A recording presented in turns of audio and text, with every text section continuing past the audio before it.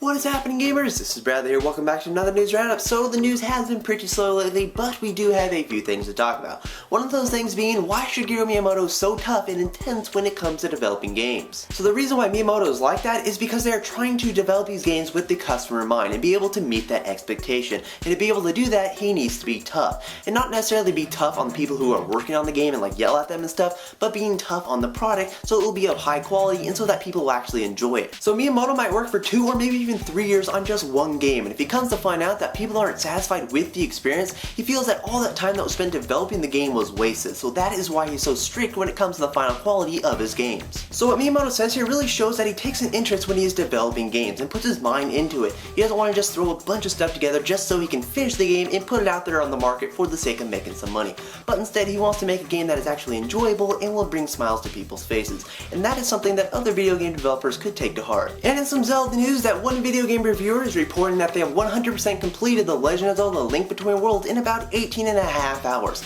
So that includes going through the main adventure, doing all the side quests, collecting all the heart containers, and getting all the weapon upgrades. So this number isn't half bad for a handheld Zelda game. You do have to keep in mind that this number will vary depending on the player, because some people might go slower, some people might get stuck in certain places while others will not. So this is just a rough estimate. But some people might feel that this is a short playtime for a Zelda game, but I'm pretty fine with it. I don't want them to just pad the game out for the sake of making it feel longer with a bunch of boring fetch quests and stuff. And finally is that it looks like there'll still be plenty for you to do after you finish Super Mario 3D World. Now we don't know exactly what that will be, but one video game reviewer on NeoGAF is hinting at something without spoiling it. So this person stated that for anyone who has played Super Mario 3D Land, they know that finishing the game is not really finishing it at all. So for 3D World, I'm guessing that there's going to be some bonus worlds. And maybe it will be set up similar to 3D Land, where there'll be harder variations of existing levels along with some new ones, but we'll find out for ourselves on November 22nd. But that will bring us to the end of this news round. If you like what you saw, please give it a thumbs up and add to your favorites and all that good stuff. You can stay tuned for more news videos, video reviews, and that's Nintendo Crazy episodes. You can also check out thegamingpixelshow.com and follow along for some more 3DS and Wii U news.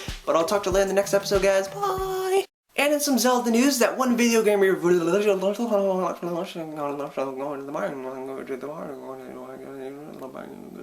quest, collecting all the heart containers, and do, what was the other one?